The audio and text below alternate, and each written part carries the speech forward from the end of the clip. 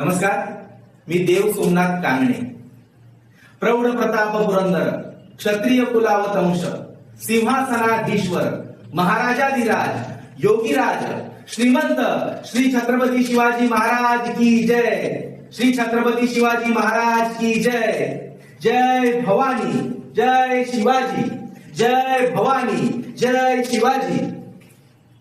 या अशा घोषणा आपल्याला येत्या 19 फेब्रुवारीला म्हणजे छत्रपती शिवाजी महाराजांच्या जयंती निमित्ताने मिरवणुकांमध्ये, गल्ली गल्लीमध्ये ऐकू येते.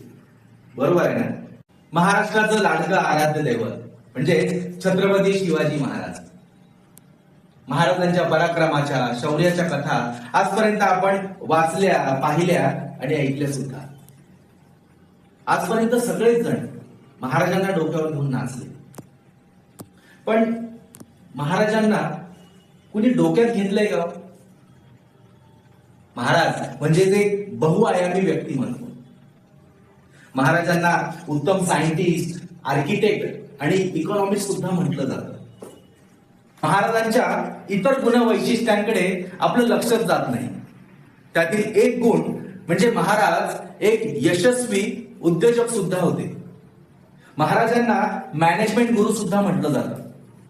सगळी कामं स्वतः करत बसण्यापेक्षा इतरांच्या हाताला काम देऊन त्यांना रोजगार देणे म्हणजेच उद्योजकता.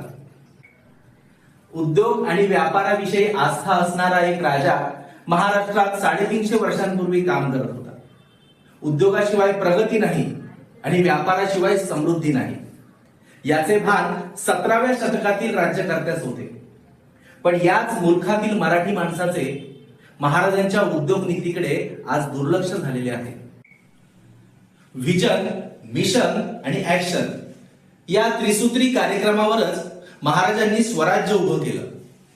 असं म्हणतात की राज्य छोटं असलं तरी चालेल, पण ते स्वतःचं असावं. आता व्यवसायामध्ये आपलं स्वराज्य उभं करत असताना आपल्याला लढाई करायची आहे का? तर नाही.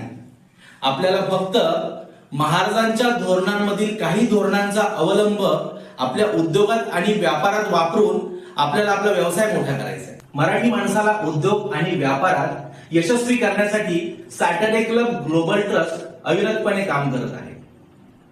या शिवजयंतीच्या निमित्ताने छत्रपती शिवाजी महाराजांना वंदन करून मराठी माणसासाठी आणि ज्यांना उद्योग करायचा आहे अशा लोकांसाठी मी एक कविता सादर करत आहे. कवितेचे शीर्षक आहे यशस्वी उद्योजक होणारच. होय, यशस्वी उद्योजक होणारच. मराठी माणूस नोकरीलाच प्राधान्य देतो. मराठी माणूस नोकरीलाच प्राधान्य देतो. व्यापार, उद्योग याच्या नावानेच घेतो. त्याच त्या 10 ते 6च्या मानसिकतेत अडकतो. म्हणून तो गुलामगिरीच्या साखळ्यांमध्ये जखडतो. अरे मराठी माणसा, समृद्धीची नवीन वाट कधी शोधणार? नाविन्यपूर्ण भविष्यासाठी उद्योगाची कास कधी धरणार? छत्रपती शिवाजी महाराजांनी स्वराज्य निर्माण केले. माँसाहेब जिजाऊंनी शिवबांना लढण्याचे बळ दिले. सवंगड्यांना घेऊन स्वराज्याचे तोरण बांधले. लढता लढता महाराजांनी उद्योग व्यापार उभारले. मा जिजाऊंचा आदर्श ठेवून आपण आपल्या मुलांना बळ कधी देणार? नाविन्यपूर्ण भविष्यासाठी उद्योगाची कास कधी धरणार? एकच व्हिजन ठेवून सहकार्यांना सोबत घेतले. लढाया जिंकत जिंकत गड अन किल्ले बांधले. स्वराज्य निर्माण करताना काही जण फितूर झाले. असं होतं ना की आपण बिझनेस करत असताना आपले काही सहकारी असतील किंवा पार्टनर्स असतील, ते आपल्याला फसवतात. स्वराज्य निर्माण करताना काही जण फितूर झाले, पण उरलेले स्वराज्याच्या स्वप्नासाठी जीवावर उदार झाले. आपण आपल्या सहकार्यांना एकच विजन कधी देणार? नाविन्यपूर्ण भविष्यासाठी उद्योगाची कास कधी धरणार? शिस्त आणि नियम काटेकोरपणे पाळले. शिस्त आणि नियम काटेकोरपणे पाळले. शक्तीसोबत युक्तीने व्यापार उभारले. उद्योग वाढीसाठी रयतेला त्यात सामावले. आपण आपल्या उद्योगासाठी विश्वासू सहकारी कधी नेमणार? नाविन्यपूर्ण भविष्यासाठी उद्योगाची कास कधी धरणार? महाराज कधीच कुणाला नाही घाबरले. महाराज कधीच कुणाला नाही घाबरले, ऐकता महाराजांचे नाव सारे शत्रूच थरथरले. न घाबरता न डगमगता, न घाबरता न डगमगता यशावर लक्ष केंद्रित केले. सकारात्मक मानसिकतेतून व्यापार उद्योग उभारले. आपण स्पर्धेला न घाबरता मैदानात कधी उतरणार?